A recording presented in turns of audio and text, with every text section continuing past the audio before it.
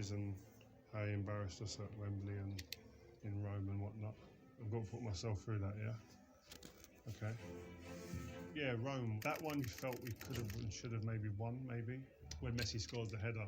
In the Premier League against some players, or even the Champions League against some players, no disrespect, I'd gamble on their lack of ability to be able to get the ball past me. I've done that in the Champions League final, and the problem was the person on the ball was shabby. You got to know your players, you know you're dealing with. And then he put it on sixpence for Messi, who scored an outrageous header, really. He hasn't scored many of them in his career, but he's done it in the big moment, and that separates the good from the great.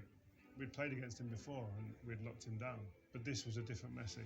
This was Messi who had more freedom to run around and be central, whereas before he was really stuck wide, so you could pin him down a bit. Still great, but when he was allowed that freedom to be able to move and pop up anywhere and surprise you, it's like unplayable, like ridiculous. And he was actually better at Wembley.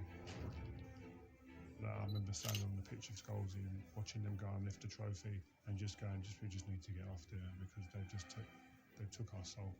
And Messi was the main ingredient.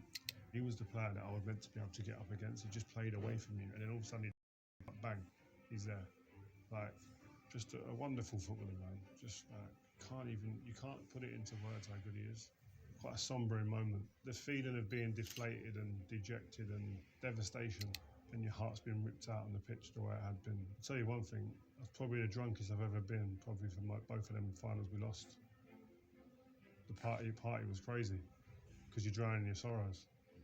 You try and break down situations and try and say you shoulda, coulda, woulda. But when it's happening at the speed that it happens, and when you've got a player like Messi who makes decisions quicker, more decisive, and more effective than anybody else, it's almost like impossible.